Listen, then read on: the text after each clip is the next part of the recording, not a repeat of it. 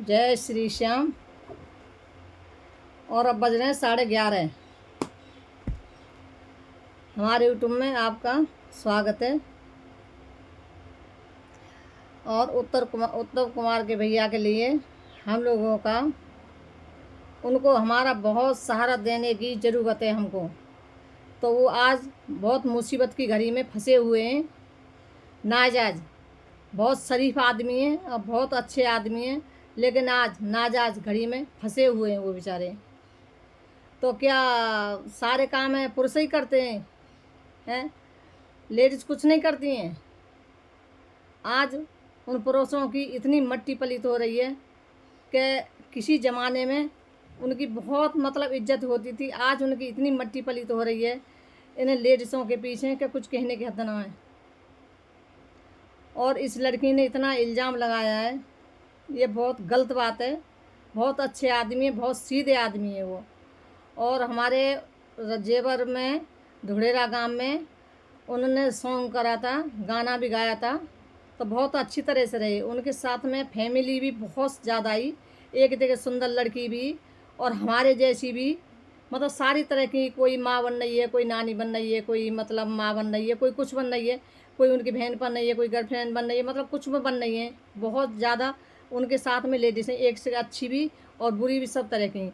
तो उन्होंने आज तक कभी कदम नहीं उठाया, तो आज उस लड़की पर उन्होंने कदम उठाया है। ये सब झूठी बातें हैं, एक बात भी सही ना है। और क्या जो उसमें पहाड़ी में बेचारा जो मिला वो मरा हुआ, तो उसकी क्या गलती बेचारे की है? हनीमून मनाने गए तो रघुवंशी जो बेचारा वो मार के और वो पहाड़ी के वहाँ पे ढकेल के मार के डाल दिया।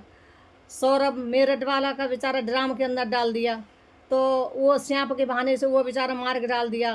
तो क्या उन लेडीज़ों को फांसी लगेगी? क्या होगा उनको? लेकिन जेंट्स अपने लिए कोई कदम नहीं उठा सकते हैं और लेडीज़ सब कुछ कदम उठा सकती हैं। तो क्या उनकी बेचारे ने की पूछ नहीं है कुछ भी? जो दीपक भाई बोलते हैं दिल्ली के, सब जगह जाते हैं वो भाई बोलते हैं, बहुत अच्छी बातें बोलते हैं वो बात आप उनकी बात सबको अच्छी लगती है, हमारे को भी बहुत अच्छी लगती है। वो भाई बोलते हैं तो बहुत अच्छी बातें बोलते हैं, वो साफ बोलते हैं। वो किसी की मतलब वो नहीं रखते हैं कि किसी को बुरी लगे या अच्छी लगो, वो न्याय की बात बोलते हैं। तो आज के टाइम में अच्छे आदमी को तो ज़माना ही नहीं है, लेकिन ज़माना तो है। हर एक तरह की दुनिया है, अच्छे के लिए भी है और बुरे के लिए भी है, सब तरह की दुनिया है, ऐसी बात नहीं है। तो अगर वो लड़की ने इतना इल्ज़ाम लगाया है, घटिया इल्ज़ाम लगाया है उनके पीछे, लेकिन कभी इंसान सोच भी नहीं सकता कि ये इतना ऐसा इल्ज़ाम लगेगा।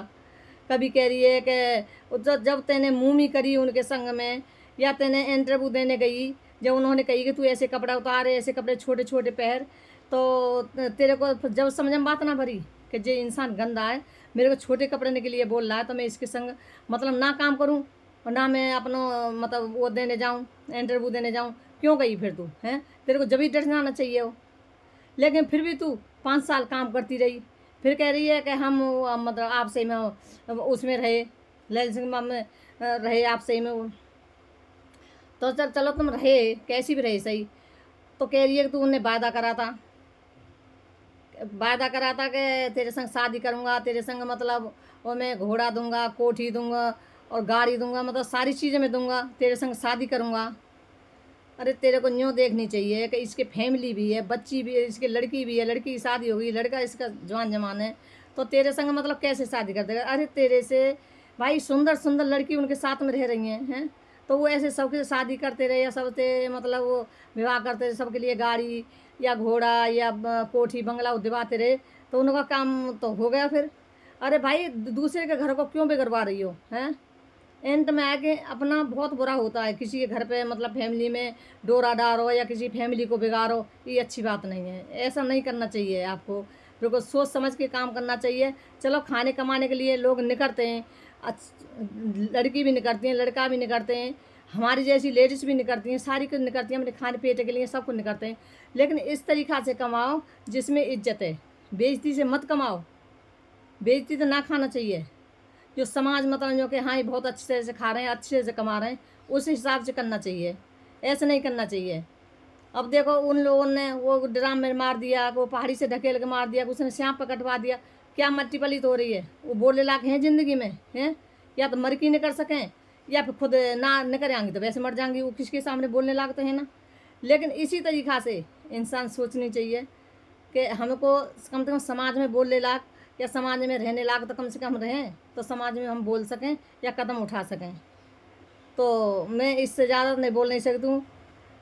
और और इस भाई के लिए, पुत्र भाई के लिए मतलब सारी सपोर्ट करो, और इनको सारे के जने मतलब हमारी सपोर्ट की उनको ज़रूरत है। और मैं इतना ही कहना चाहती हूँ, इतने में ही समझने वाले बहुत कुछ समझते हैं। अगर जब मेरे को पागल समझते हैं तो वो आपकी मर्ज़ी है, लेकिन मैं जितनी मेरे के अंदर दिमाग है मैं इतनी मतलब सोच रही हूँ। और भाई उस भाई के लिए सपोर्ट करो, बस मेरे हाथ जोड़ के यही प्रार्थना है बस। जय श्री श्याम। वीडियो को मैं यहीं पे एंड कर रही हूँ।